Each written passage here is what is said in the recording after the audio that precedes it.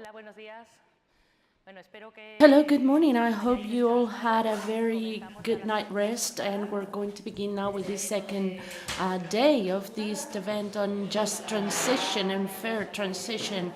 And in order to give you a warm welcome to all of you today, we have Miguel González Suela, who is Undersecretary for Ecological Transition and Demographic Challenge in Spain. We give him now the floor.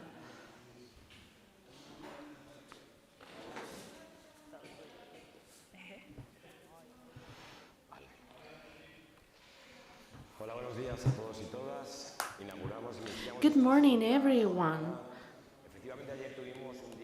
We start now with this seminar after a very, very intense day yesterday. And for those of you who were here, if we take a look at what we saw yesterday, apart from the contents that we got to know and that we share, was a day that showed and expressed many values. What we perceived yesterday to a great extent are the values that are behind the just transition. We were able to see yesterday what work, involvement, and commitment of all the stakeholders mean, and this is fundamental. And it was also a very important day yesterday to see the relevance of coordination and achieving consensus, which was something that was mentioned several times that we perceive. But if I were to highlight something, I would talk above all about empathy, talent, and participation. The necessary empathy to understand and to operate in these territories.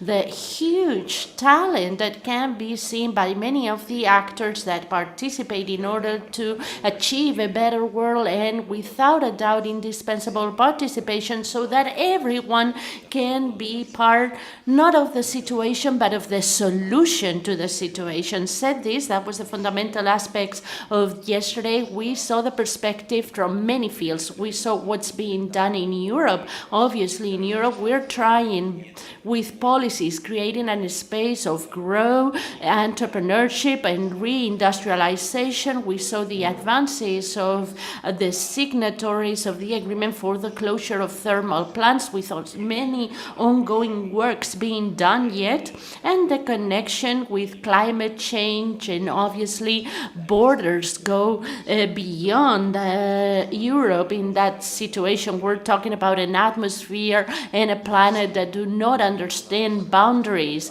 We have a round table with representatives of the civil society that shows something that is obvious to us. Transformation are fundamental, but they need to be done with social justice and environmental integrity, never leaving anyone behind. And I thought that that was really important. We saw the relevance of change. Change is absolutely essential. It is present in all of our life. We know that without changes we cannot survive, but in this context, changes are not easy, they're complex, and they require a decisive and convinced action. In that sense, I think we saw yesterday the relevance of explaining, of being pedagogical, of having everyone knowing the path we're undertaking. And we saw something yesterday, it was very important, the need for everyone to be part of the change. Change cannot be imposed. We have all to participate, otherwise we will lose in that change. And as public institutions, we need to be also convincing, as we saw yesterday. And to be convincing, we have to do a good exercise of explaining, convincing, and planning from the territory and with the territory. In that sense, today we will continue on talking about how to do things with the territory and about participation. We have now a session in which we're going to reflect about the participation of both men and women in this just transition, and we're going to see how, to a great extent, we have to work to achieve real gender equality. There's plenty of room for improvement in that sense. And in the public sphere, we always have to take a step forward, and we have to say clearly things. I have to say, I'm a feminist, Miteco is feminist, and just transition needs to be feminist, needs to be said, and this needs to be at the forefront of everything. And to be feminist, we need to analyze the reality, and as you analyze reality, you cannot change it. We're going to present a report that will help us to measure the participation of women in energy transition, and you will see the results, and you will see that there's plenty of room for improvement. But unless you know the reality, you cannot react and you cannot change it. And in that sense, I will announce, but this will happen at the end of my presentation, the adhesion of the ministry to an initiative equal by 30, I believe that it is, that together with the idea of knowing, we have the idea of getting involved. And we will in today's session celebrate the 5 years of the signing of the Just Transition Agreement to give feasibility to the coal mining regions. This is a very complex moment because 5 years have gone by with the pandemic, the Ukrainian war, etc., where we had to reinvent ourselves to advance, because advancing is an idea that is permanently present in the world of just transition.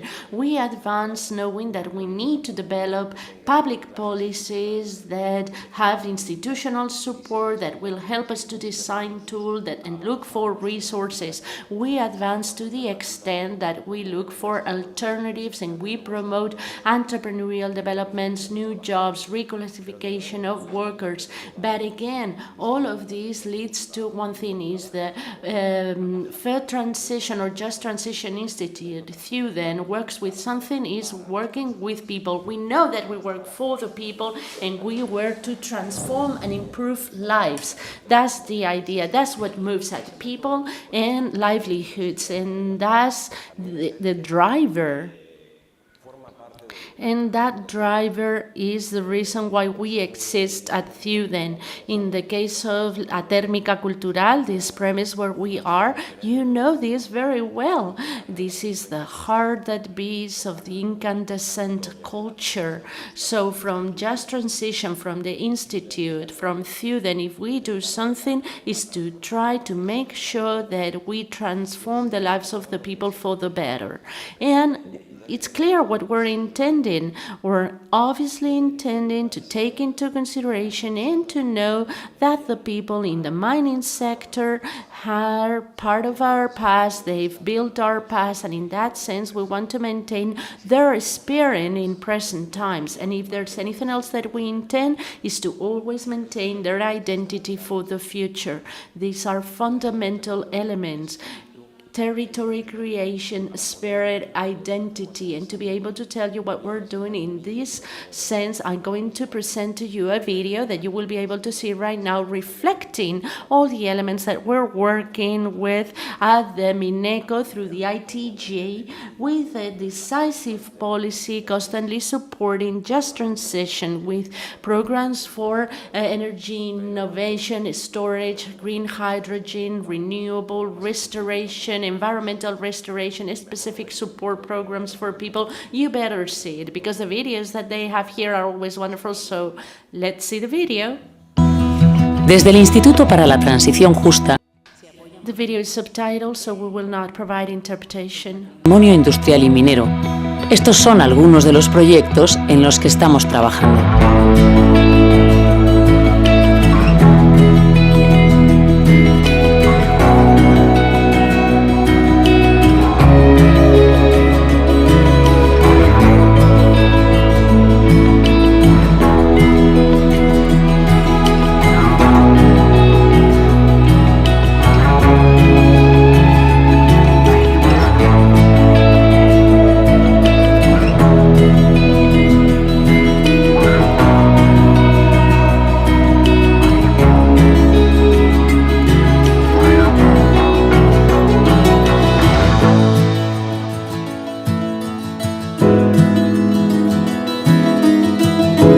Y queda mucho más que puedes ver en transicionjusta.es. Ahí os decía que se iba a reflejar gran parte de la labor told you that you were going to see part of our values, and in this final part and with this I'm going to conclude that talking about gender, obviously we're far from full participation, egalitarian, significant participation. Just to give you a piece of information, the participation of women in jobs linked to energy transition is around 20%, whereas in the whole sphere of the economy we have you working in a 45% rate. We cannot have a full fair transition unless we have the talent of women, and it won't be neither a transition nor just or fair. That's why it is important to promote policies that will guarantee gender equality and that will guarantee the empowerment of women and girls. In that sense, it is my pleasure today to announce that as a government, we're going to adhere to an international initiative called Equal by 30. We're talking about an initiative fostered jointly by for Clean Energy Ministerial and the International Energy Agency that intends to advance in gender equality for renewables until 2030. What does the initiative involve? You can take a look at it in Google, but it means to highlight 4 aspects in the public sector. On one hand, we're going to be leading by example, because we do not need to reinvent the wheel, but share experience, learn from one another, and make things visible. Because if you make things visible, people will tend to copy, and if they copy, we all advance. And apart from adhering to these 4 principles, we adhere to 4 specific commitments that intend to achieve 3 things. It is our intention, and this is something that we're working on and will continue on working on, improving data use, data generation and use, because if we don't know reality, we can hardly change it. It is our intention to promote collaboration with different entities and fora at different levels. We're talking about collaborating so that with everyone's example and with adherence of everyone, we'll be able to obtain successful policies. And above all, we want to close gaps in training, gaps in jobs, entrepreneurship, innovation, and leadership. Hopefully next time we see one another, these figures have increased and we have a greater presence of women in our sector, and ITJ continues on leading a transition that has become a world benchmark and that we will continue on promoting. Thank you.